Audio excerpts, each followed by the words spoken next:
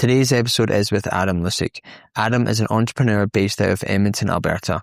He is the owner of Offbeat Entertainment, a very creative event production company, as well as being the founder of the Edmonton Mountain Bike Festival and Climb Yeg. Climb Yeg is an outdoor climbing facility based in Edmonton that offers ice climbing programs for the general public, as well as hosting the UIAA Ice Climbing World Cup. Adam is someone who's been involved in various community-based projects over the years, and it was a very interesting conversation to have with the kind of person who builds these communities that you and I and the general public get to experience. Now, I hope you enjoy this episode, and on to the podcast. I appreciate you giving me your time this morning. I've got my old Climb Yeg hat from last year on. I was actually going to try and set it on my desk somewhere, but I don't think I've got enough space to have it in the picture frame. I don't have the best. It's like a closet behind me. Yeah, I know. Surrounded by, it's like event organizer stuff. Like I have the bibs right here. I have radios. I've got brochures. I've got, my space is right here. Yeah, my space is like nice white wall and then just complete chaos.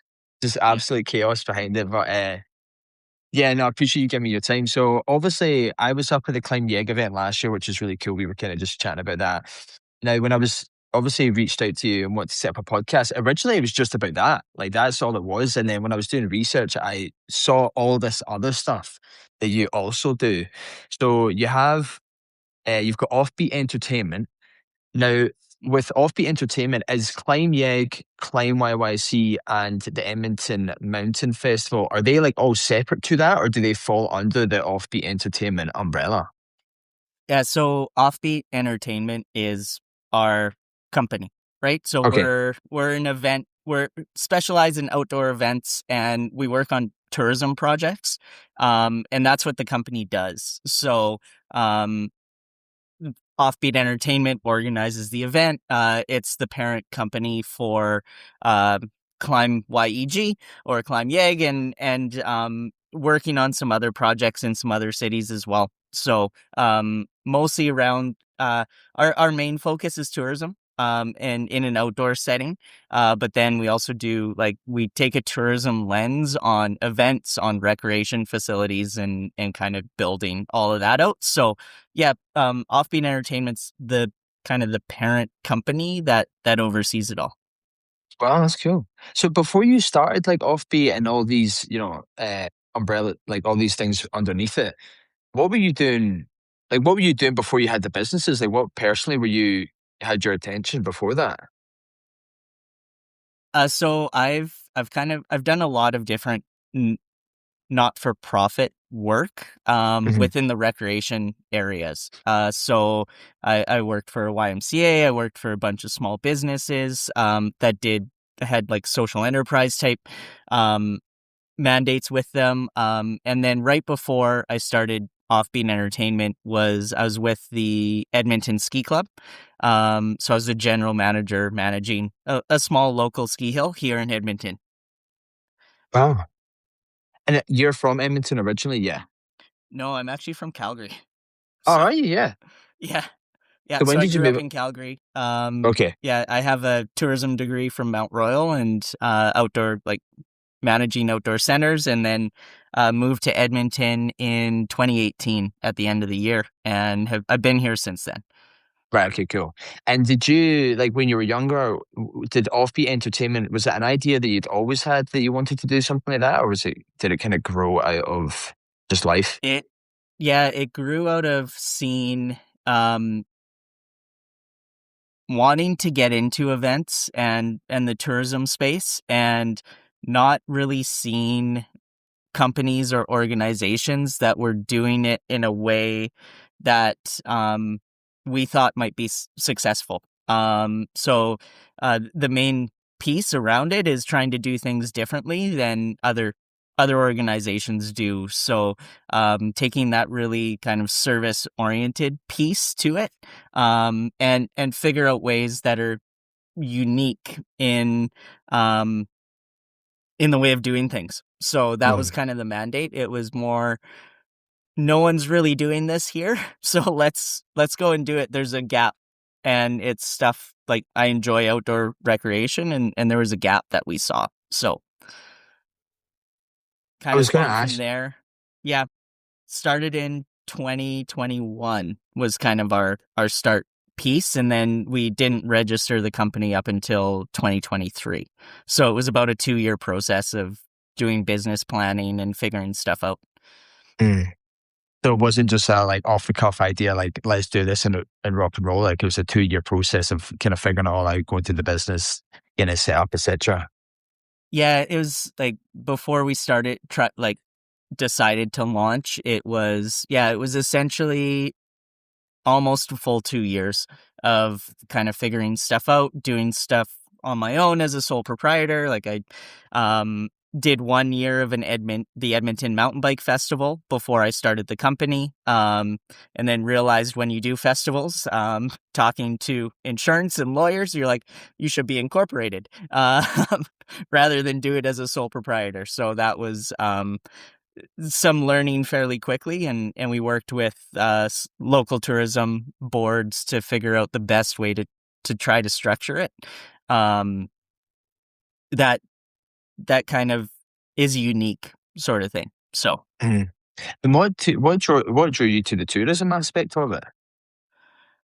so it's like the tourism aspect is kind of the backbone of it, and that's through my background. And that's sort of how we do things differently. Like we run a recreation center, or we run events that are really focused on the main mandate being creating these experiences for people who might not normally participate in those. Mm. So that's like our main mandate behind it. But then we also say, well, as part of these large scale events, these tourism pieces, let's also make sure we're delivering recreation for the community as well. Mm. Um, so that's like the focus in all our decision making. What kind of makes us different is we take a recreation facility and we think of it from a tourism piece. Like, why Mm-hmm. would people want to visit this who might be from out of town? And then how do we take that and then also support people locally in doing that? Mm-hmm. Um, and then we've kind of taken a third pillar, which is we look at high performance sport as well, and trying to develop athletes. Yeah, wow. So yeah, you're kind of saying getting a recreational sport that other people in the city could do that would be appealing, also adding in the high performance element of it. Like Mhm. it's actually really cool to hear that because I feel like some people would just they focus on the one bit, like just do the recreational side of it, just do the bit for the city people. But you're kind of like getting it all under these events that you're doing, which is really impressive. And I was going to ask you, you kind of already said it, but do you remember the moment when you first felt like there was something in missing? Sorry, there was something missing in Edmonton. Did you have like a moment where you're like, oh, this would be sweet if we had this here? Um, there wasn't like I don't think there was a moment in that. It Mm, was almost it's almost like we haven't really said no to something. We've tried to figure out how to do it. So like um the events and stuff we do aren't new around the world, right? We're not mhm, doing something brand new that doesn't exist. Um the way we try to do it is we try to take it and change it up a little bit. And by doing that, we almost do create something new that doesn't really exist. Like there's not really any other dry tooling gyms in North America, right? So, but they do exist elsewhere. And those not all of them host events. And so we're just trying to say, okay, there's these other things that other people have created. How can we kind of take it and modify it in a way that we can almost turn into a business? Yeah. So again, taking that visitor lens to it when in almost everything we do. And obviously, I would assume you've got like a bit of personal bias. If you say you like mountain biking, then obviously starting a mountain biking festival is probably pretty easy, but not easy, but like, you've got a passion for it. When you were choosing like what sports you think people would be interested in, like how did you go through that process? Was it just based on stuff that you're like, I'm interested in this, I think other people would be, or did you like sit down with like a list of sports and you're like soccer, rugby, football? It's like from a sport side of things, we started with mountain biking because there was an Hmm. opportunity in Edmonton um for mountain biking. Um and then fell into, because we had an event management company, we fell into the ice climbing competition, ice climbing side of things, just through other people we had worked with. Um, in terms of like that, the interest is always in more of those adventurous type people, appealing to those adventurous type people. So people who want to ride mountain bikes, right? The people who want to try climbing, those people who are looking for those unique experiences, um, is is kind of that. I've always been really interested in that, but it's kind of fallen into what we do. It's not only what we do; we do other events as well. Like we've helped manage the Edmonton Christmas market. We've worked with Taste of Edmonton. We work with the Strathern Art Walk, right? So other festivals from an Mm. operational point of view. Um, and those are of interest. It's just kind of the ones that fall under what we really um kind of have developed as our main piece, like climb yeg, those types of pieces is more of on that sports side of things. Yeah, more of the kind of unique things that you were saying that people Yeah. don't normally do. And when you talk about interest, like I was asking you what you think people would find interesting. Has it, has there been anything that surprised you? Like I always think that sometimes where you have a perception or I have an interest in something or an idea about something, and you kind of, might project it onto someone else and then they'll have a totally different opinion. And I'm like, oh, wow, I never would have thought that would be the case. Has there been anything that's you've found quite Yeah, the interesting? I guess the stuff that I like to do is also the stuff that doesn't really pay the bills. Right? Yeah. So, um Yeah. something that I've learned from I had a friend who we'd always talk about this. It's like 20% of your work is stuff you actually enjoy, and then the Mm. other 80% is the stuff that like puts food on the table, pays your staff, and all that stuff. Um, and so that's kind of how we try to look at things, right? Like it's the really enjoyable stuff is like it's the fun activities that we get to do with other climbers. It's like the actual mountain biking, it's the actual climbing.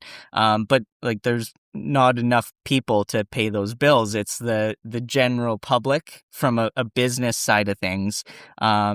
Being able to offer something really simple, right? That gives someone a unique experience. Such as like, I'm just going to go climb the tower, right? As an example, right? Like not everyone wants to like physically climb it. If we have a set of stairs, they can go up and take a photo from the top, right? You charge people to do that, and then maybe you have some people who can rappel down, or you tie them into a system so they can rappel down, that Mm. type of thing. That doesn't really require the skills, because like those higher end, like high performance type stuff that's more showy and sometimes more fun isn't really the stuff that um, you need to pay the bills. It's the really simple stuff to give the general population um that experience, right? So it's that 80%, right? You need to figure out stuff for the 80% to do, and it's not always the stuff myself or like people who are more adventurous like to do. Mm. And with regard to that 80%, like even the things you were suggesting there, you have the tower that people can actually climb, or they can go to the top and take a picture, or they can rappel down. Like before you built it, did you? see all those different elements of what you could do, or did you like build it with one purpose in mind, and then you're like, right, okay, cool. Now with what we have, now what can we do to build the other 80%? Yeah, from a long-term perspective, we've always looked at, um, how do we appeal to that 80%, Mm, through the festival and those types of things from a long-term perspective. The main piece for building the structure was a cost saving. We had these 2 international events that required a large structure, and it was us building this structure helped us save costs and grant funding and all of those pieces. So we don't have to put something up and tear it down, which is a lot of time. It's a lot of money. Um, and then um, it's okay. Now we've had this idea. It was a cost saving. How do we now utilize this in different ways? So we're actually like in terms of like Climb Yeg, like Offbeat Entertainment's been running events for a while. We've gotten pretty good at running events. But in terms of like the tourism side from Climb Yeg, we're pretty new. We've really only opened to the public last March, so we haven't even operated for a full year with people climbing on the facility. So we're still learning, and we're working on expansion pieces to like we've started with that high performance because that's what the event is. And now we're moving towards how do we now get that other 80% in what we do. And it takes time, but it's part of our current plan. mm. And then further expanding it into those kind of 3 to 5 years. Right, okay. And you already mentioned how, you do some other kind of, I guess, quote unquote, more traditional events such as the Christmas market and a few other things that you mentioned. But with the ones that are a bit more offbeat, if you will, such as the climbing events and maybe the mountain bike film festival, the mountain bike festival, what gave you the confidence in backing those ideas, given that they are like a little bit off center, where you're saying like, they're not necessarily the biggest events where you're going to make the most money. It was so I guess to be completely honest, the mountain bike festival we saw this opportunity for something that didn't exist, and there was a lot of other people interested in that. Mm, Um, the first year, we used it as a marketing thing to market what we do. So we spent a lot of money on doing the event really well. Um, and from that, we were able to get other contracts through that piece. So since then, we've learned how to now structure events so that they do make money and they do support our operations. mhm. Um, like it's essentially we're kind of at a point where we're like, okay, like we do get public funding for running events because they're attracting thousands of people to the city. They have economic impact to the population. So we do get grant funding, but that grant funding covers our cost of running the event. Um, the other activities that we do around it are kind of what we've learned to turn that into a business piece, right? So Mhm. that's how we go from like if we don't run these other activities, the event just kind of breaks even sort of thing. But if we look at running these additional kind of activations for people, um, offer stuff year round, that's how we can turn it into more of a business side of things. And at the beginning, when that first year that you did mountain bike not film festival, sorry, the mountain bike festival, Yeah. what did you have any nerves setting it up? Because you were saying that obviously you were getting grant funding and stuff like that, but yeah, did you So have any nerves about like just so going that one for we it? didn't actually get the mountain bike festival we didn't actually get grant funding for. I don't know. That one was all um we started the project for the first year and took like a whole year to get to build a revenue stream and interest in it. It was a fairly big risk to go ahead and do that. we wanted to make it free for people to attend. So we worked with the bike shops to help fund it, through kind of all vendors and exhibitors. It was very nerve-wracking, to say the least, because I'm like, well, okay, I will quit my job and I'm going to work a year on this project.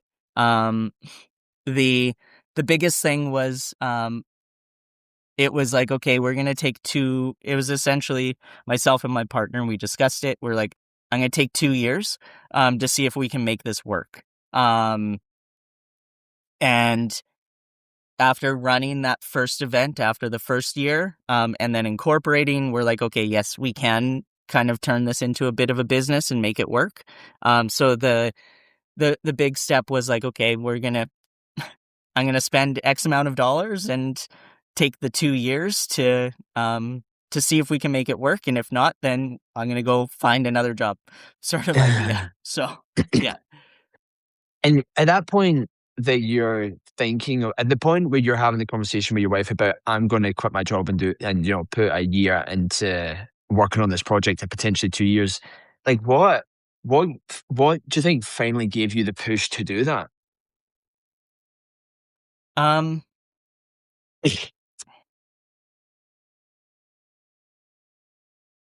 um, I don't know. It was a while ago now, and to be honest, I haven't really paid myself yet since then. But uh, it was oh, I really don't know. I can't Mm. remember what gave us that final push.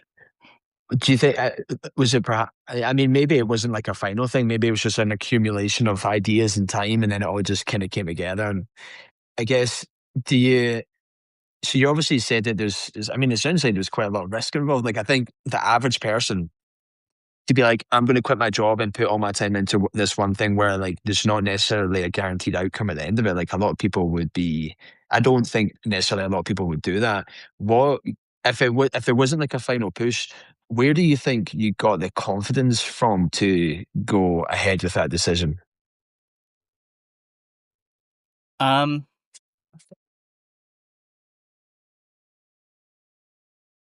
it's I'm always, I guess I'm always high risk. I grew up in high performance sport, and it's something that you generally. I'm speaking generally. I Mm. know a lot of people who were in high performance sport who now own their own businesses, because we're used to taking those high risks, during those times. So it feels almost more, um, natural to do it. I think what made it feel more comfortable was that we had, going into it, there was a plan, right? Like I try to compare it to sport. We do a lot of sport. There's a plan in place, so we make that plan, where it's like if you're training for something, you're like, the Olympics are going on right now as an example, right? A lot of Olympians and people who are competing there are like, I'm training for the next 4 years for the 2030 Olympics, right? That's my goal. If I don't make it or if I don't qualify, then I'm done, right? If I do and I make it and I compete, then I'm going to revisit that plan and see if I'm going to spend another 4 years on doing that. So that was, I think, what made it easier was we went into it having a plan where it's like, we're going to take 2 years to see if we can make this work. And if not, then we'll revisit that and see if we're going to continue or stop. Right. So I think we went into it with a plan. And it was like a planned risk to be able to do that. And yeah, and like I'm like, could be something that's enjoyable, for me to do. So let's see if it actually is, and yeah, taking a financial risk as well as the time sort of thing as well. Yeah, and I guess with regards to what you were just saying there, a risk becomes less risky when you have a plan because then you have an idea of where it's going to go. You're not just going into it with blind faith. Like, I'll quit my job today and then I'll start on the thing. Like, I would imagine it sounds like by the time you got to the point where you quit your job, you already had a plan for the next year. It was kind of it therefore becomes less risky when you feel like you have control over how you're going to approach it. That's for And sure. you, Yeah, because when I quit, we had a plan to run a mountain bike festival in a year time, mm. right? Now, I was going to say it's quite Sorry, interesting go what you were ahead. saying also about like high risk people. You know, it makes a lot of sense that someone who has a high tolerance of risk is more likely to have a business because they're more willing to do the risky thing, which is going out on your own and starting it. You know, I think I'm a very risk averse person, I would say, you know, and I think it makes, therefore, I think a lot of people who are probably quite risk averse, they won't necessarily put themselves in a position where it's like high risk, high reward. You may be a business owner and have the complete freedom and financial stability that comes with that, but it's uh, yeah, I think for the average human, it might be quite a daunting thing to do. Yeah, and it's also like, um, you think of it's also you need to figure out something that you want to do all the time, Mm, right? yeah. So it's like your mind is always on it, and always on kind of those next steps. Even like I'm like, well, when was my last day off? It was probably Christmas. So, right? So Yeah. those are the types of things where it's like, okay, how do you like it's yes, it's one taking a risk, but it's also like when you own your own business, it's almost a lifestyle until you're at a certain Mm, point, especially in small business. Um, when businesses grow, then you're able to be put that trust in other people as well. But again, like it's yeah, high risk, lots of work before you get any reward sort of mhm. idea. Yeah, I think with people who it's probably also feels less risky, I would assume, when you do have a genuine passion for it. Because if you know, if you're putting in like 16 plus, you know, like 20-hour days, and I would imagine if it's in something, while that would be exhausting, if it's in something that you actually enjoy, it would probably make it way more easier to do, because if you're putting all that time and effort into something you don't actually enjoy, I think you would very quickly peter out because you're like, why am I doing this? Whereas at least if you're putting Yeah, 16 hours into something that you love, you're like, you know, I would imagine you sleep exhausted, then you wake up and you're like, oh, sweet, I still get to do this. And then, you know, another 16 hours comes around, you're like, this is kind of yeah, long. yeah. And It's true. Like event days are definitely long. mm, Like it's I just think back to like the last World Cup. Um the lead climbing day, like I'm on site at like 6:30 in the morning and I left site at 2:30 in the morning the next morning, right? uh, Because of the after party, right? So it's like and then you're back on site at 8 a.m. the next day, right? So you sleep for like 4 hours. yeah, Those types of things. Um so it's yeah, it's definitely stuff you want to do all the time, and then there's always the stuff that is involved but you need to do, right? So yeah. So people say that no one gets into business to do admin, but unfortunately, like admin is like a significant part of running a business. yeah, yeah. And then, you know, when you think back, so if you think back to when you made that decision to, you know, with your wife, you're like, hey, I'm going to quit my job and put 1 to 2 years into this project. Like, given where you are just now, like, how do you feel? Like, how do you feel about that decision? Um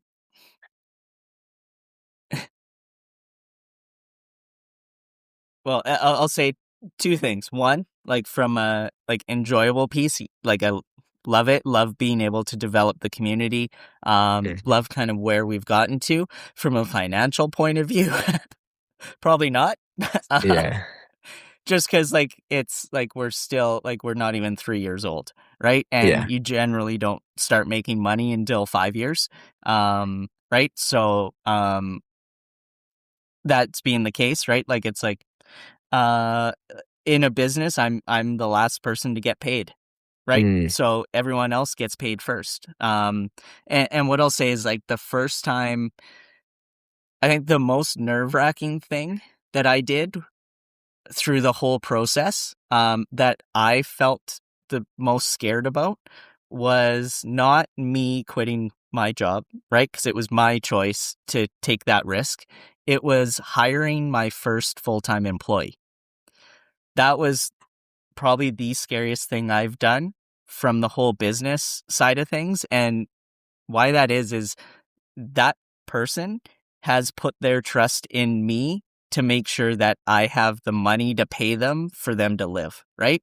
Mhm. So, um,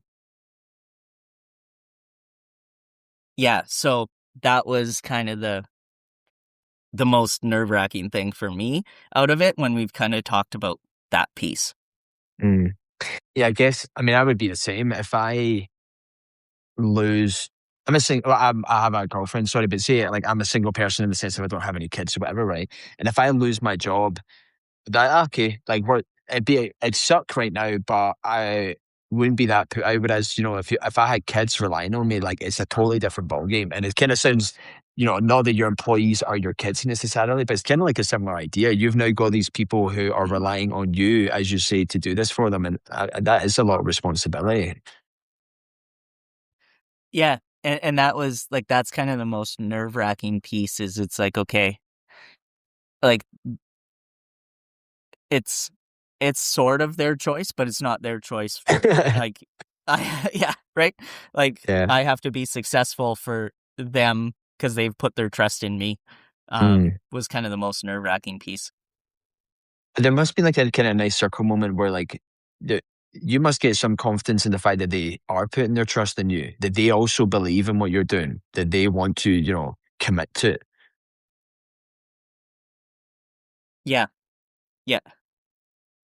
And I think you were mentioning, you've mentioned that a couple of times about like community, and you were also kind of chatting, even like way back when we started about, yeah, the kind of like social side of things and building communities. It sounds like obviously community is quite a big part of it. Of all the projects that you do, was that intentional or did it just pan out that way as they kind of grew?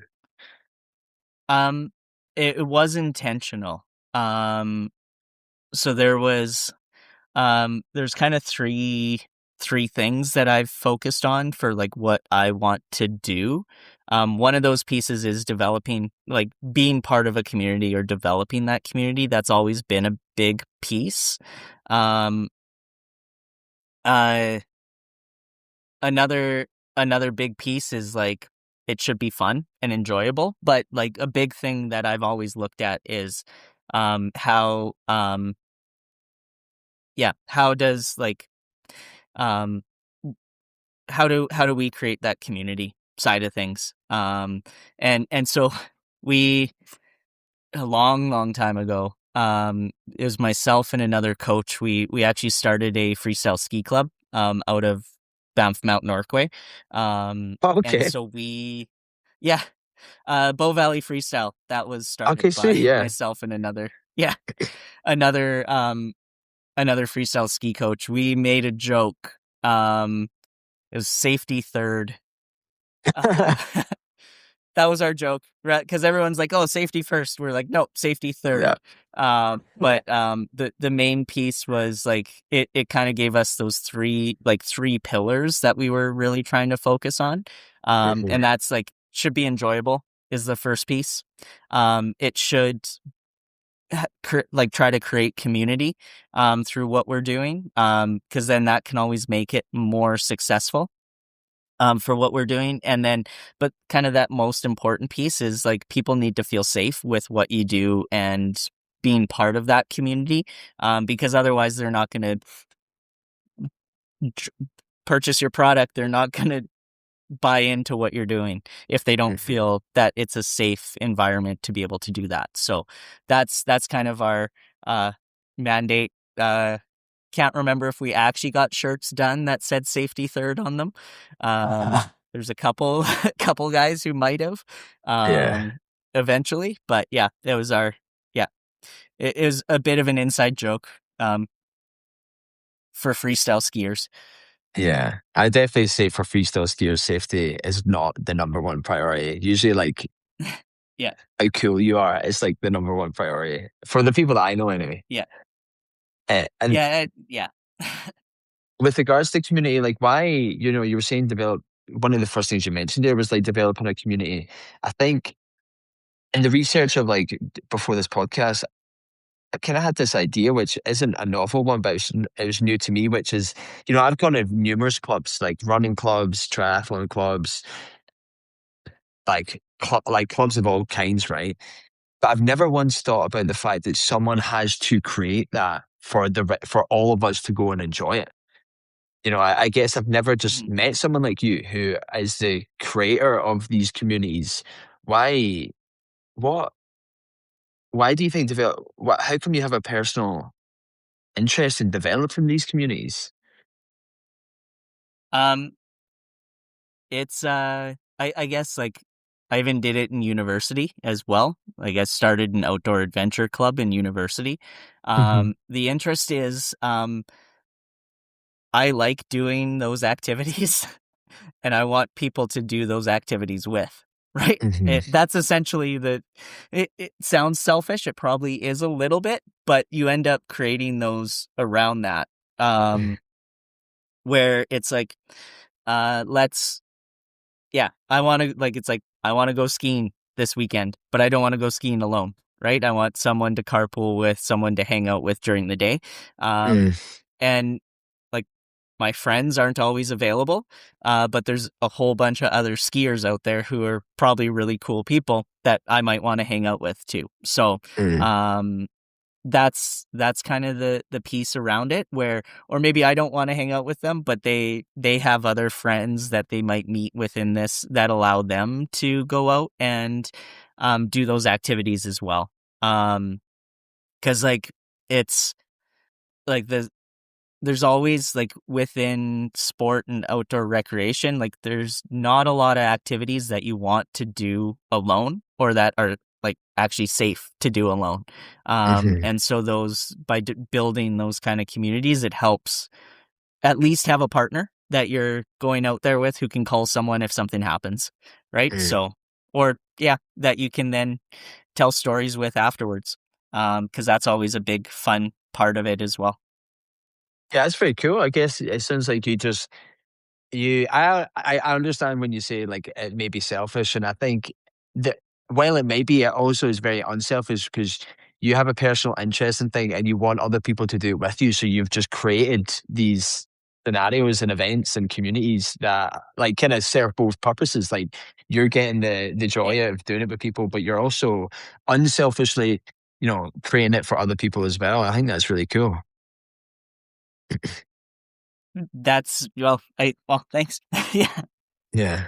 I was trying to, not that I guess I am making a slight comparison, but not in any uh, terms of scale. I was chatting to a friend about this podcast the other day, and I was kind of saying that to them. I was like, this is kind of a has become an elaborate excuse just for me to do something that I want with people that I would want to do. I just don't have a reason to. I wouldn't if I didn't have the podcast. I wouldn't have had a reason just to email you and be like, "Hey, Adam, can I just talk to you for 2 hours?" Because I have a genuine. I mean, that's ultimately what this is. Like, I like genuine interest, and I think what you're doing is amazing and super cool. But if I didn't have the podcast, could I just randomly email you and be like, "Hey, you don't know me, but can I talk to you for like 2 hours of your day?" You'd probably be like, "No." But you've Well, created these communities that have allowed you to do that. I'm kind of the person who might say yes. Okay, So very cool. yeah. And with the stuff that you've done though, it doesn't sound like you need to be the center of attention. That it sounds like you're quite happy because you also just said there, you build these communities, and even if you're not there, you've built it so that other people can, other people can enjoy it. Now, when you take that into obviously you're building like businesses with the offbeat entertainment and Climb Yeg and the festivals, etc. How do you, if you do have an opinion, like what's your idea of like leadership and influence on people as you're building these businesses? Um, so I'm very much someone who's like a doer, right? I do um there's like a bunch of different leadership styles. It was part of my degree, so I could go into talking about all the leadership styles, which I won't. um, because like I don't know if people on the podcast actually want to hear that. Mm, Um, the I'm really much someone who kind of tries to lead by example. I mhm, like being part of things. I don't like sitting still. Um, so I'll go out there and do that. The biggest thing I like to do is I actually like to find I like to try to find stuff people like who work for me or volunteer are interested in. mm, And then try to structure things around their interests. Knowing that like there's going to be that 80% that they don't like to do, right? But like if I can find that 20% and build it into what they're doing, they're going to be more invested mhm, in what we do as a whole, right? So examples are like I have people who like to do the marketing side of things working at Climb Yeg. So I'm like, okay, let's get you um like let's actually have that as part of your position is working with myself on marketing and all of those pieces so it can develop their skills and um knowing that this might not be their job all the time, but if I can look at trying to develop their skills so that they're invested in what we're doing so that they like kind of build those skills um like looking at it almost from a I have a coaching background, so it's almost like coaching them. Like I'm using a lot of sports references, but that's a lot of what my background is like the sports, active recreation, and sports. And if we're like the positions people work in, like I'm almost like trying to be a coach for them as a leadership style, right? So mhm. coaching them through what they're doing, letting them take the lead and stuff on other pieces. Learn from failures in a safe environment, right? Like let them try those types of things, right? If they want to, and give them the experience to grow, sort of idea. That sounds really positive. It sounds like, yeah, you definitely have a kind of, I guess, employee focused way of approaching it as well. You know, I I remember I a like, friend. yeah. I guess what I'll add is I like getting people's input, right? Because like um sure, I've got ideas, but they're not always the right ones. And how do I then take all those, like trying to listen to a bunch of employees' ideas who have these cool thoughts and figure out how it might fit within the business Mhm. in doing the kind of high level decision making. Yeah, it doesn't sound like you're someone who's just like, this is my idea, we're running with it, like hell or high water. Like you sound very like open to other people's ideas. Yeah, most of the time. Sometimes it's like Yeah, sometimes you it's like probably get here's yeah, a what's few happening, ideas. right? Okay, yeah. Uh, that's usually when there's a time crunch. It's like, here's what's happening. We're going with it. Yeah. Um, other times it's like, okay, let's actually take your input on it and make a good decision on it. Yeah, well, I think a good leader also needs to be someone who does exactly what you just said there. Like they appreciate that there's times where like other people's opinions and views and eyes on a certain thing are like more than valuable. But there are times that I believe a leader needs to be someone who is like, this is the way we're going and this is what we're doing. Because if you're constantly just open to other people's ideas, then you can end up going, you don't really have an actual like direct path. You're like, oh, we'll try this, then you go that way, and then oh, well, someone thought of this, and then someone thought of that. I think it's good that you have that. Like at the end of the day, it's probably your decision, and you're going in this direction, and it gives everyone else the faith to be like, right, cool, this is where we're going. You kind of mentioned this already with regards to the 20% is the high performance side of just say Climb Yeg, for example, and then 80% is what you're actually trying to make the money from with the general public and stuff like that. Has there been, as these projects have grown in this exact scenario where you're now trying to develop this, has there been any tension between like keeping it fundamental to like the roots of what you started it for, but also trying to make it sustainable? Um, Not we actually haven't. We haven't really faced that. We've looked at it from a um the like as an example, Climb Yeg, why we started it was to host these large scale events, right? Hmm. And also then be able to offer something for the community. It's developed into helping the national team grow and provide a way for people to get into new interests and learn new skills, practice new skills. Um, and so we've looked at it from a like any of these kind of developments. We're like, okay, if we're looking at things from that like fun piece side of things, um, we can actually take people from the the general population and give them something that they can potentially be a part of that. And if we're able to get that 80% who may not climb, right? But if we can have them be like, this is cool. I want to take photos here. I'm going to watch this. We're going to support them in doing that, and Mm. getting them out there. It then helps us grow like national sport and what we do. Because there's more eyes on it. There's more people who, are experiencing it. My biggest thing is like, so like looking at stuff from a sustainable tourism side of things. If you don't, like environmentally sustainable, if I'm talking that type of lens, right? Or financially like sustainable in that it's not going into an area, you're setting up a large business and you're taking away from the locals, those types of things. Um, if you're looking at things from a sustainable point of view, the more people you can put in that scenario, the more likely they are to actually protect that. Right? So if they've experienced it themselves, they're going to support that. And they've had a good experience, they're going to support that. They're going to be like, this is something that I see benefit in, right? Like it may not be for me, but there's benefit that I've seen from this community that's been developed. So I'm going to be like, okay, there's this policy that's changing, or I'm going to be like, let's support what these people are doing because I've been a part of it, right? And I've Mm. seen kind of that up front.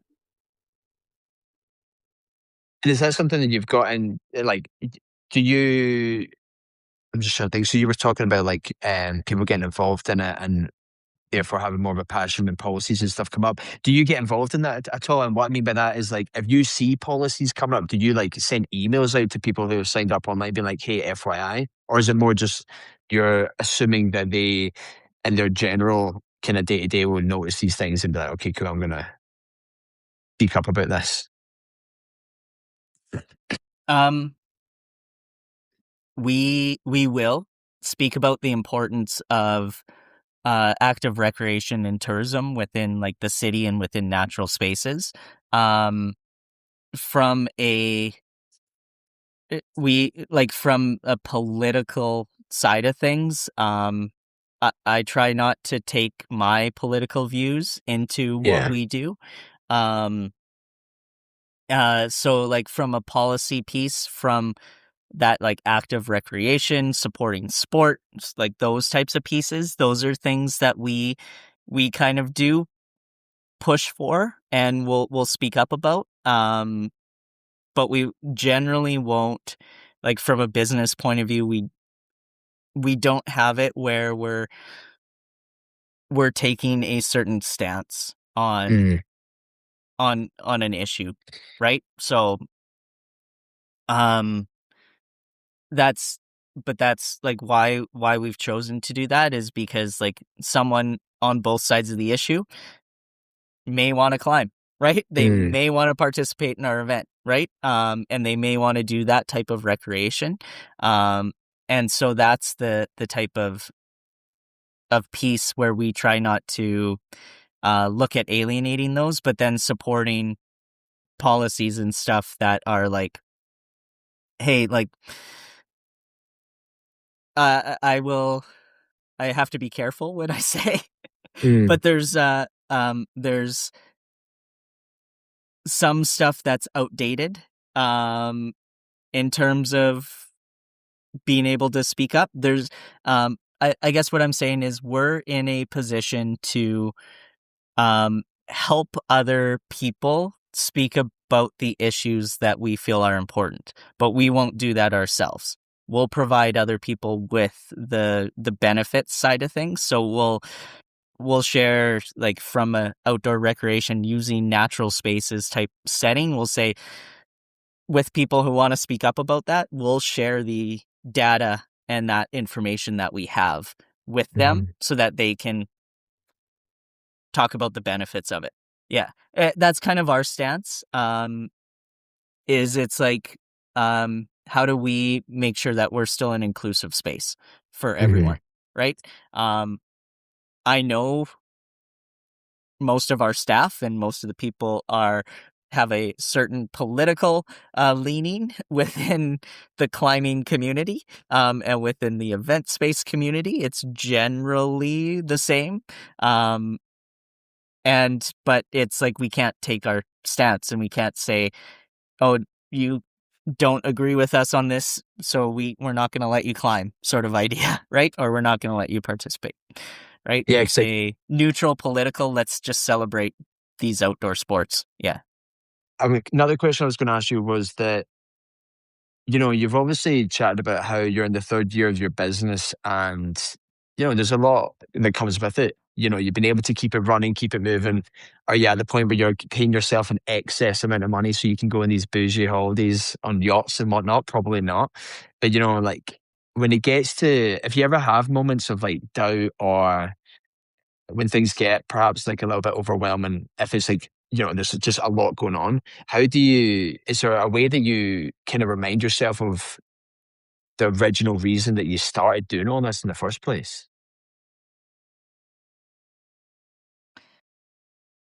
Um, well, knock on wood. We haven't really faced a point. I haven't really hit a point where I've been like, this is like super challenging. I don't know if I don't want to do it anymore. Mhm. Um, it's um, like owning your business kind of turns into like a kid idea, right? You can't really give it up, right? You'd work through the really tough, hard pieces. We do, like, if stuff does hit a certain point, it's like, yeah, this can't go on anymore. But we haven't really come to needing to look at that way. Um, so yeah, I guess I have, like, there's always those really tough times. I do like the challenge of trying to figure those out. But haven't really hit a point where I've been like, I really just need to remind myself of why we started it. It's more Mhm. like, hey, here's why we've started it, and like can almost always see the benefits on it. That might just be my mindset, but I haven't really had a point where I've just had to sit back and look at it that way. Mm. And you were mentioning how, you know, I think part of the ethos of these things is bringing events to people. Obviously, like say specifically Edmonton or Calgary right now because of the ice climbing events, but bringing events and recreational things to people who otherwise wouldn't either think to do it or don't have the accessibility to go out and do it.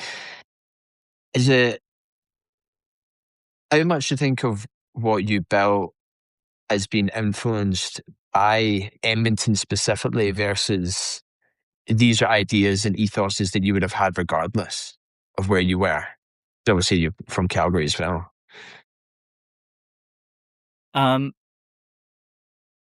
the stuff we've learned is the markets are very different. From an event side of things, Edmonton is known for having events and does host a lot of events. So I think building an event-based tourism business in Edmonton has really helped us. Um, I think the biggest thing is, like, having lived in both places. Um, there's difference. There is a difference of place. So like the main difference that we look at is like, um, there's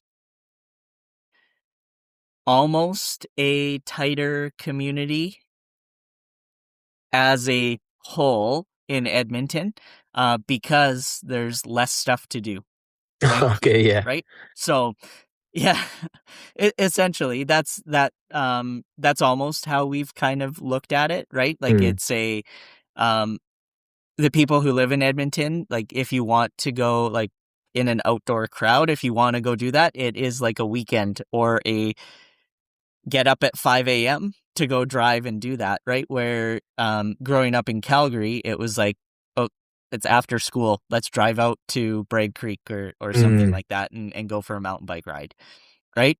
After a school day or after a work day, those types of things.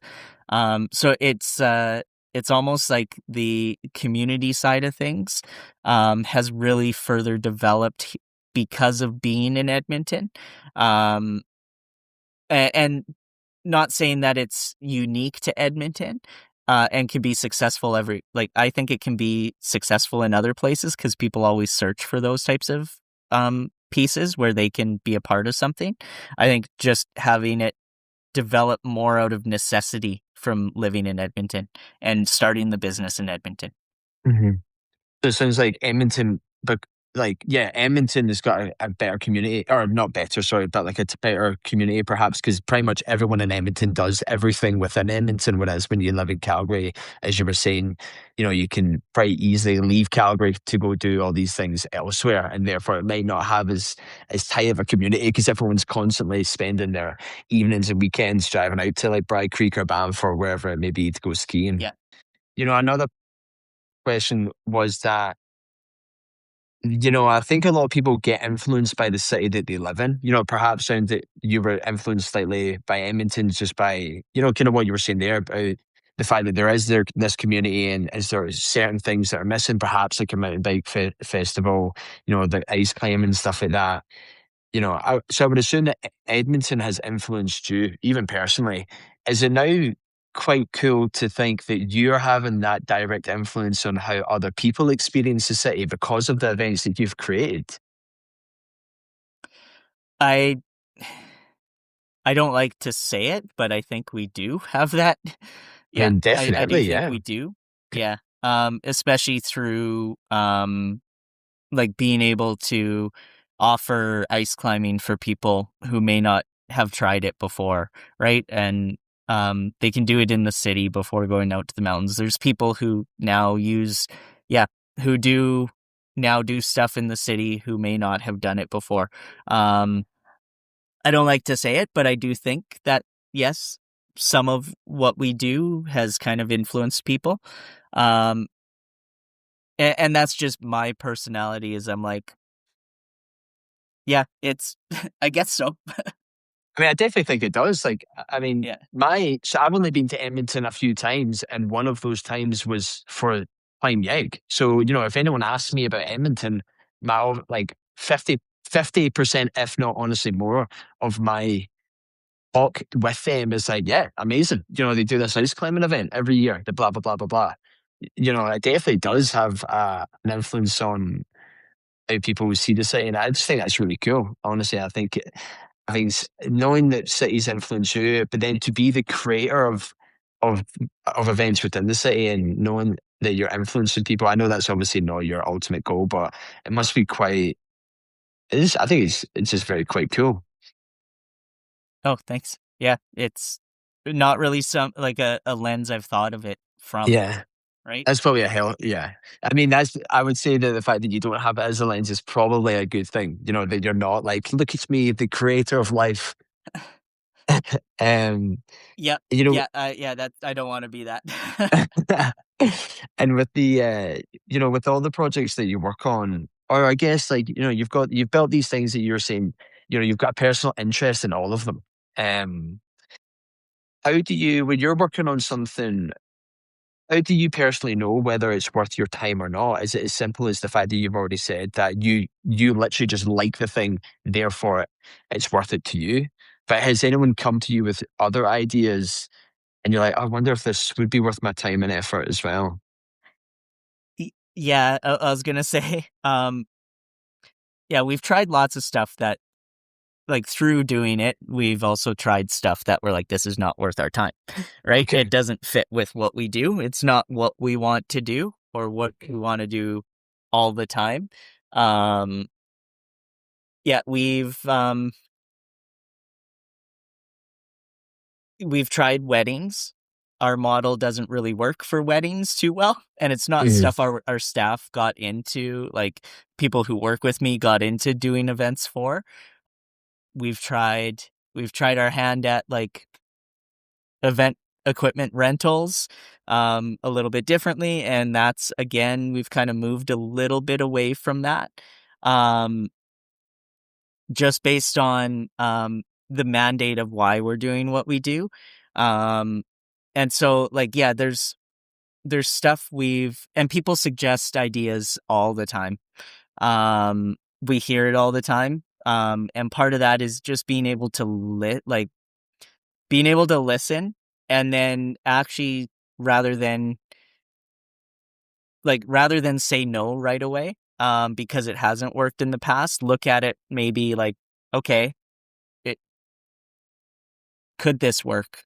And before saying either yes or no to it. Um and looking at kind of our experience. Like we have people suggest stuff all the time for what we should do, events we should run. It happens almost daily, if not weekly, and it's just like, okay, let's actually like some stuff we've tried and we know doesn't really work for our business model or we don't want to get into, we don't want to take the risk on. Mm. Um and because it doesn't really fit with our mandate, we could do it, but it's like, does it actually fit with what we're trying to achieve? But yeah, get suggestions all the time.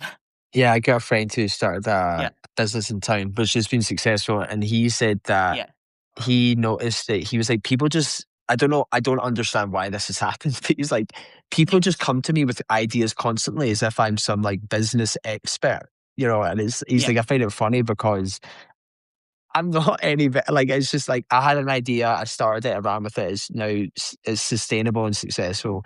But he said it's just funny how he's now the guy that all his friends go to when they have some random idea about something that they think could work, and they're like, "What do you think?" And he's like, "I've got no idea.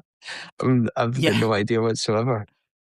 yeah, yeah, and lots of people have ideas, and it's kind of the like, um, we were talking about this yesterday. Like it's like a little bit. I'll probably touch on it later. We'll probably get into it, but it's like unless we actually try it, we don't know if it's really gonna work or not. Um, Hmm. and sometimes it's the stuff that surprises you that works really well. Mm, Um, that's like, okay, we didn't even think about this, but like it's a good piece for our business. Um, so it's like, yeah, but people do bring ideas all the time. mm. Yeah. And with regards to if there is one that you can share, is there like what was this? Is there anything that has been a surprise that you'd be happy to be like to tell me that was a surprise that uh worked? Oh,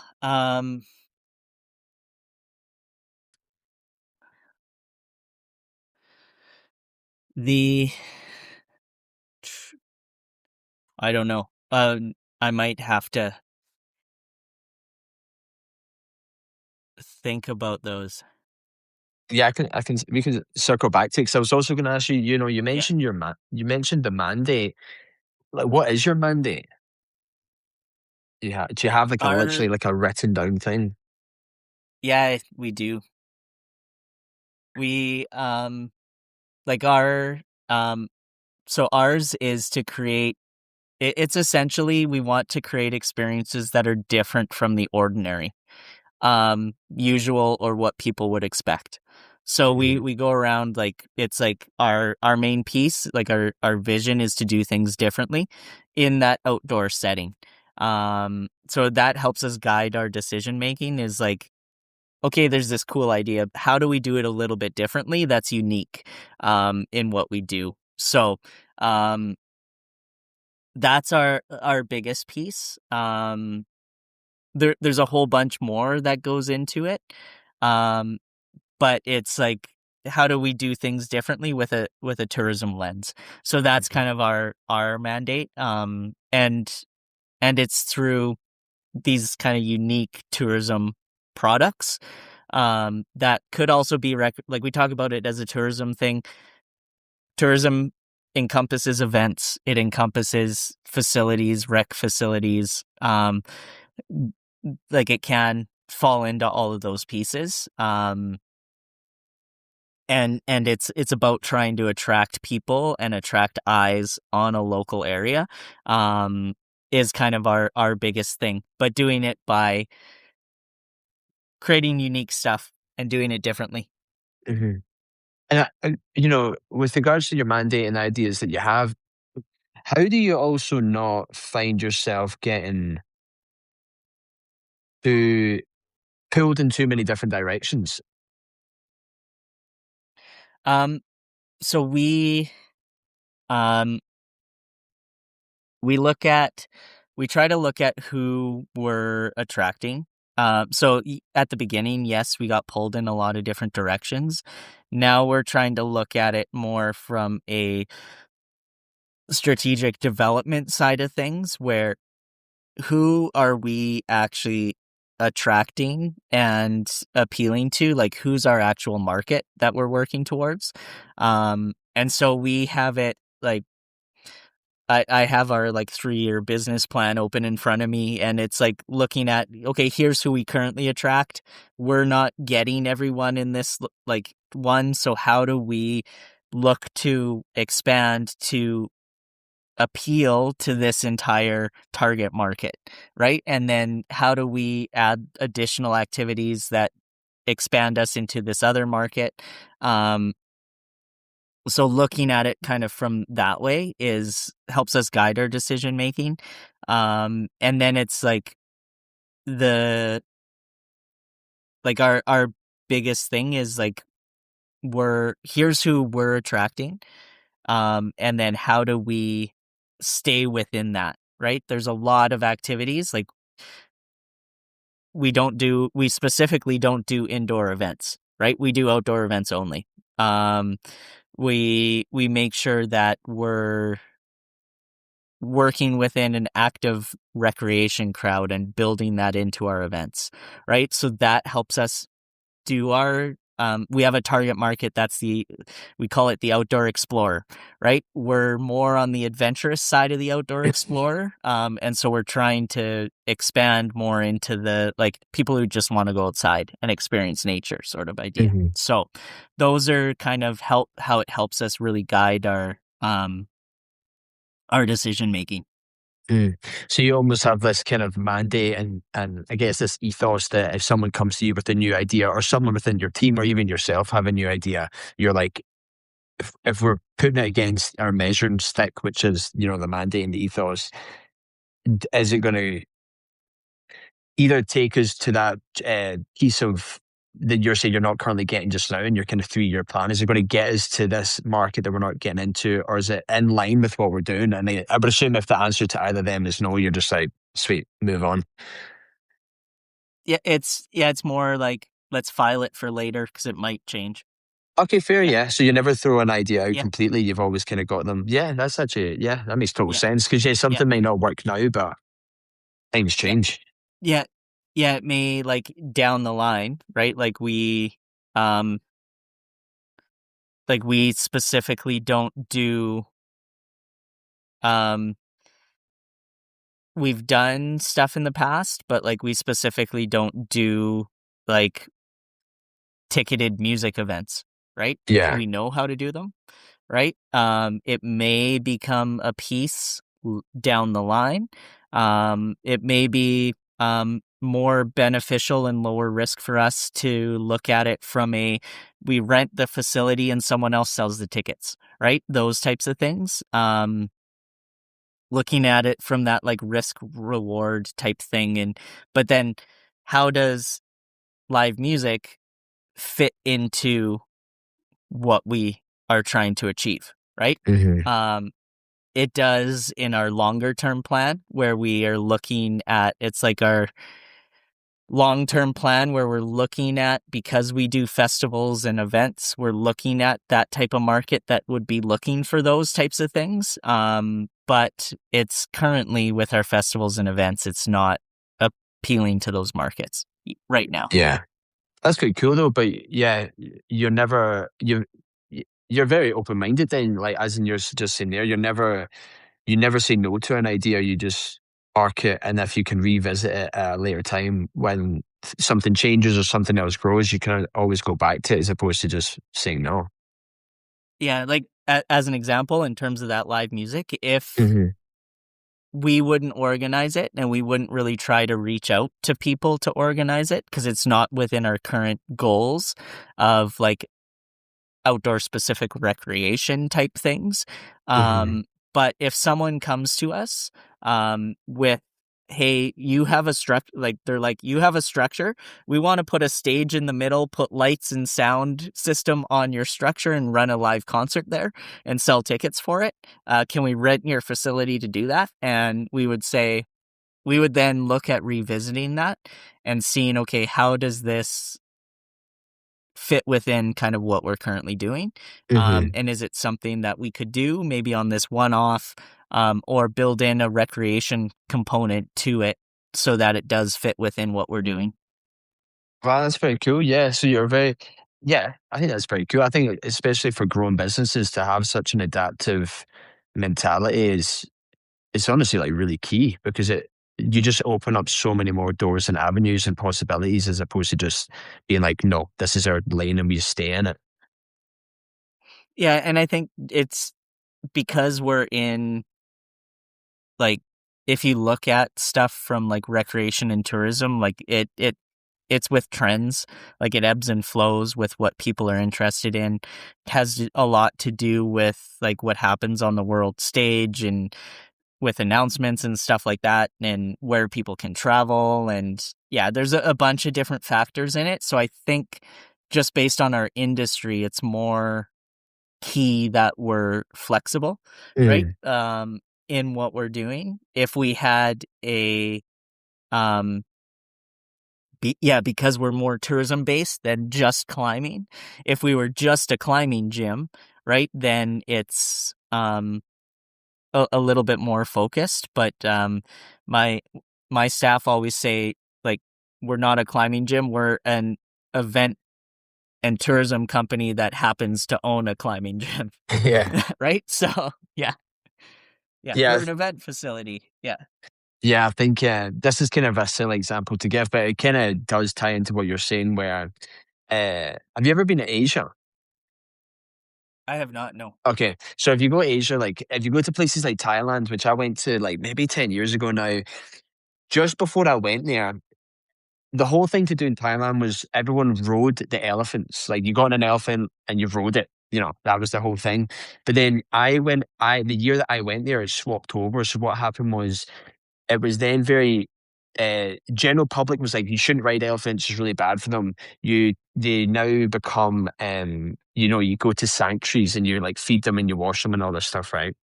And the reason I'm bringing it up is because I was chatting to a guy there who lived there, and I was like, "Why did they? How come it's gone from like riding elephants to like the sanctuary thing?" And he was like, "It's just public opinion." And he said that the people who owned the elephant, because everyone thought that the elephants had been taken to sanctuaries from the people who used to let people ride them, and he's like, the people who let people ride them, they still own them. And it's the exact same people and it's the exact same places that now run it as a sanctuary.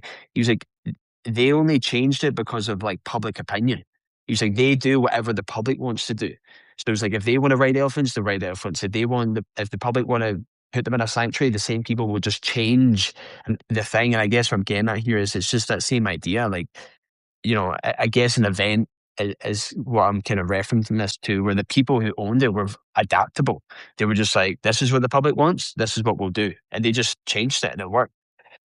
And that's a bit of a silly example with regards to elephants and stuff, but it was that same idea No, of it's just being open to yeah, it's change. exactly Yeah, exactly the same idea. Um, yeah, like we offer sport climbing in the summer because that's what people are looking for. Yeah. It's a challenge for us to change the wall over, but we Yeah. offer it. Yeah, same with like building an ice wall, right? Yeah. It's that's what people are looking for in the winter. And with regards to, all these things that you've built, has there been anything that's harder about building all of this than you expected? Um,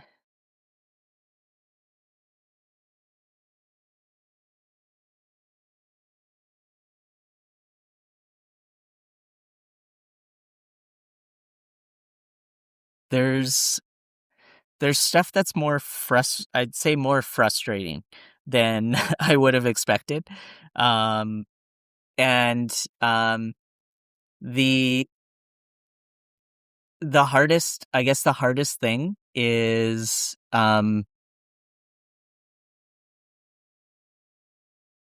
looking at it from so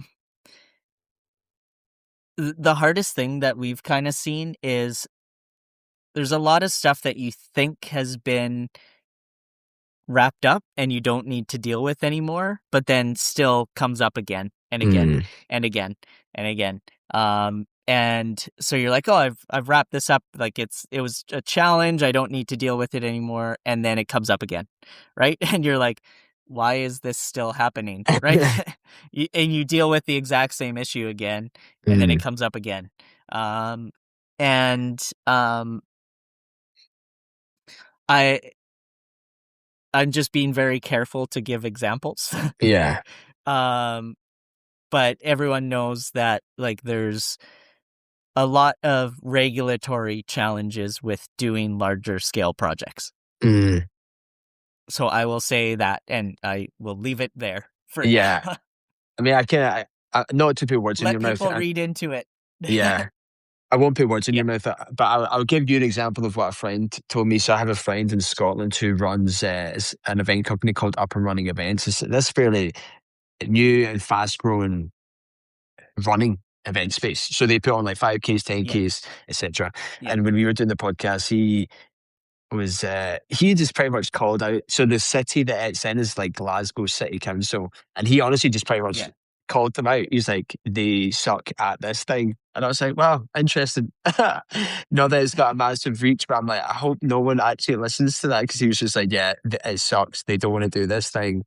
But yeah, I guess not to say that that's what you're saying about Edmonton exactly, but it sounded like just with regards to events, there's a lot of red tape and kind of What I will say is I think it is the same everywhere.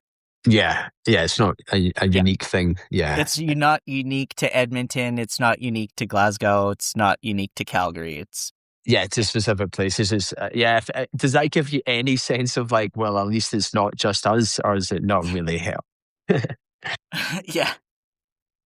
Um, and then I guess like so for someone who was listening to this who say they have an idea about something that they want to build, whether it's like a community or something just like meaningful to them, I think so many people it's the start of these enterprises and ideas and things is what usually stops people, and they don't even get started.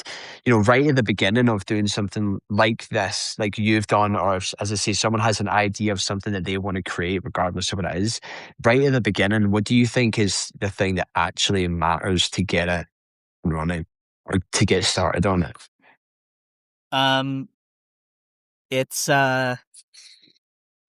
to get it to where you what I'd actually say is like I think to get it to where someone actually wants it to be takes a lot longer um than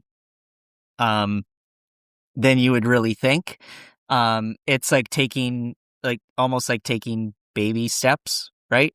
So to get the idea off the ground, like the first thing is like just like doing something super small um really could turn into um the ability for it to actually grow. Um like I'll give an example. Like I go to like networking type events that are because I have no idea who I'm going to meet, right? And I'll say yes to going to those because I've met some people who I now have really good contacts with who help me within the business growth side of things. I'd say start small. Like we didn't really, but in terms of where we are now, we started with one festival, right? So we started with one 3-day festival. We're now multiple festivals, multi-days. We're hired by other organizations. We run a climbing wall, right? Those types of things. So it's starting small, whatever small kind of looks like on that scale, right? Like if it's someone starting you're wearing a toque, right? As an example, knitting, right? They're knitting toques, putting toques together. Just join in with someone and try selling a couple, right? That's like the easiest way to start on a product, right? Is see what people think of it and listen to their feedback. And that's kind of there's lots of feedback. Some is good, some you don't agree with, but some of the stuff you don't agree with, you should actually listen to. Hmm.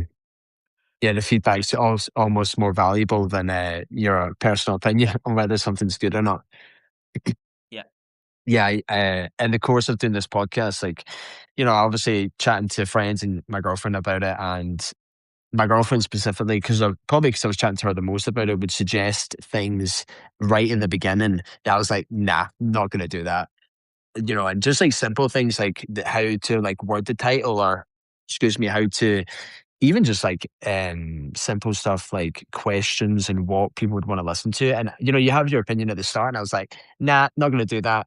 And then pretty much a year later, started doing all the things that she had suggested to do, because over the course of time I realized that that was actually the right way to do it. And I guess what I'm saying at is, if I had listened to her feedback at the beginning, probably would have saved myself a year of learning the lesson of doing it myself, and I would have, Mhm. perhaps be further forward than I am now with it. But I guess maybe I'm the kind of person though that needs to learn from my own lessons. If I had taken her advice, I may have been like, oh, maybe that way would have worked out, and I would have always questioned it. But yeah, Yeah. feedback's all critical. I don't know if it's been true for me, but has it been true for you in needing to say, like feeling like it's been beneficial to say yes to stuff? Yeah, definitely. Yeah, 100%. Yeah. Yeah. I I think the irony of doing a podcast is I'm actually probably not someone who necessarily is probably that social, in the sense of like I'm not constantly at events and stuff. But I had someone invited me to an event called the Night of Lies, which I said yes to. And I'll be totally honest, like I didn't want to go, not for any other reason than just me just being like, I'd rather just chill in my house by myself, which Yeah. sounds really sad. But anyway, and I went to it. I said yes, and I went to it, and same thing as you. Like I ended up getting like 3 or 4 podcasts off the back of it, because I met like a guy who's like a friend now, and really connected in the community. And him and I were chatting, and he was constantly like throwing people at me. So for me saying yes when I otherwise didn't really want to, I got a massive benefit out of that, which is a learning experience for me, to be like, right, okay, cool. Next time a similar things comes up, I'll definitely say yes again. Yeah. And then the I'll go like the other side of that is like also knowing when to say no. Mm. Yeah. Yeah, I think Because I'm. I know we've made that mistake. I'll say that we've made that mistake. Mhm, And you do that in a business. You're like, yes, I'll always say yes to get things going. But then you reach a point. I actually think like as like starting things off, you say yes. But then as you get further along, you need to then figure out where you need to say no to mhm. things. Yeah, I would assume that it gets hard as well, especially if you're a new growing business. You want to be, not that you want to be a yes man, but do you have any worry in your mind if you say no, that, oh, if I say no, like maybe they'll not come back to me for like a future thing? But then you realize that's not necessarily the case. You're just saying no and they take it at face value. Yeah, it's I think what I've noticed is it was more beneficial when you're starting and learning. It was more beneficial to say yes a lot Hmm. when you're starting, because then it helped us really figure out um, our over the first couple years, really figure out like what our stride is. And then now we're actually transitioning into saying no to stuff. I think once we've figured that out. Um, so it's kind of been that transition. Like at the beginning, it was really beneficial for us to just be like, yeah, let's do this. Let's figure out how to make it work. And now we're like, doesn't fit. So we're just Mm. going to say no to this one, right? And focus on what we're doing. And we're at that transition point um, in how we operate is like now starting to just be like, sorry, no, we're not going to do this project right now because we're going to focus on some other stuff. Mm. And I guess when you say yes to everything, like you're kind of learning all the lessons, whether they're good or bad. You know, you say yes to stuff and it works. You say yes to stuff and it doesn't work.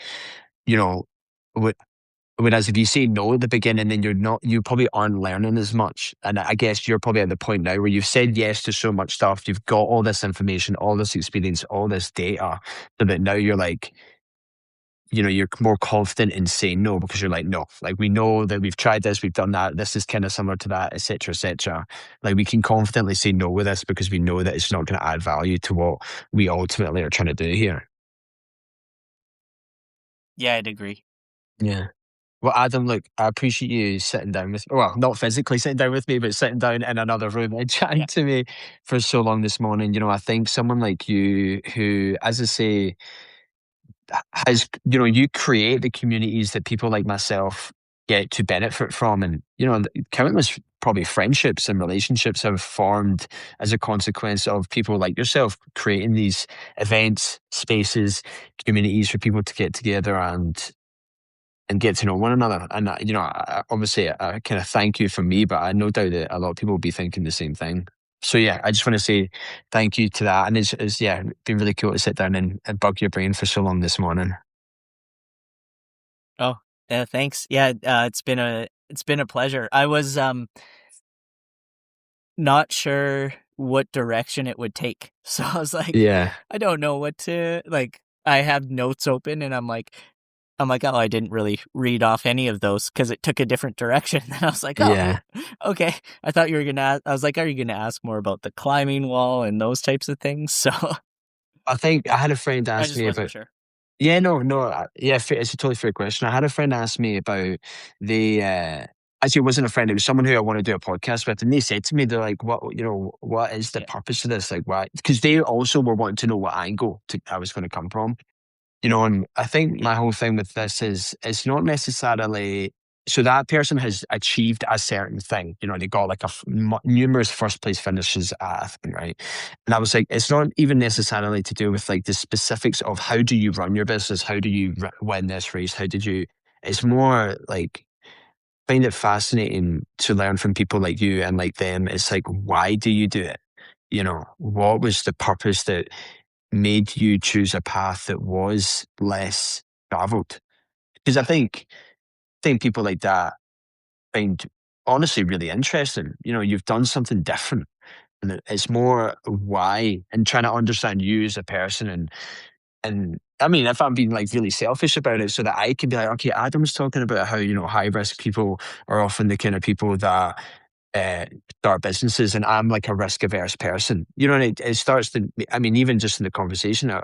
it's already kind of shifting my perspective on that. So, oh, I mean, if I do want to own a business one day, which I probably do, like I'm probably going to have to be more risky than I currently am. And it's insights like that from people like you and from my other friend I was chatting with. That's the reason I do these podcasts, and that kind of therefore Yeah. is the direction that I'm usually going in when I'm chatting to people. Well, and I could be wrong about that too. It's just I'm a higher risk person, so I hang out with higher risk people, Mm, right? I don't generally hang out with risk adverse individuals. mm, And that's like that's the side of things, right? Is Yeah, like I'm high risk in some areas, but like very risk adverse in others. And I think it just benefits for a business, right? Like, um, there's certain aspects that I'm like, sure, we'll take a risk, like financial risk, right? Have a fairly high tolerance for that, right? I have a fairly, yeah, which helps for starting a business, right? So yeah, I don't know if Mm, I could be completely wrong. Like it could be someone you talk to in the future and they're just like, yeah, no, I'm like, I hate risk. I hate taking risk, yeah. but I own like 4 businesses, right? And so I'm like, okay, I could be completely wrong on that. I don't Yeah. know. It's I, just based on my experience. Yeah. yeah, I was going to say, I guess it could work both ways. Like someone who is a risk averse person could also be successful because they may be risk averse, but they may share the mentality that you had with planning. Like they might plan and organize and structure in such a way that it eventually doesn't become a risk because they've kind of like got it dialed down to an exact idea, Yeah. and therefore they probably just don't see it as being risky. And ultimately, you're actually doing the same thing, but it's maybe just a perspective shift. But I was going to, so I actually should ask you then, if you have some notes, is there anything that we haven't chatted about that you think you want to chat about, that you, a good question about climbing or anything? Uh, no, I don't think so. I was just No, noting that it I was was, just thinking there, I yeah, was like, I don't know, different I, than what I was expecting. Yeah. yeah, I don't, I guess the last piece I would touch on in terms of like starting a business and doing that is like, I'm like, I get bored really easily, mm, right? I don't like, yeah, it's that sitting still, right? Don't like to sit still would mhm. kind of be the last thing that I add. I'm like, I get Yeah. bored, so I work on projects, right? And owning a business is just a project that I'm always working on. It's a very healthy project to work on as well. Like I think a lot of people who get bored, and I say a lot of people, I probably include my younger self in this. A lot of people when they get bored, they just, they'll drink. They go on a night out. They drink it away, and then they wake up the next day. They're hungover. They probably have a few pints to get over it again. Maybe go out that night. And not that that's bad, by the way. Like I've done that and had some amazing times on that. But I think it's much healthier to perhaps do funnel that time into something that you're doing, which is, like project in a business that you can wake up in the morning and yes, you may be tired on, but you can, work on it and it's going to benefit you long term as well. Yeah, hopefully. Well, look, Adam, yeah, honestly, thank you again. I appreciate you giving me your time.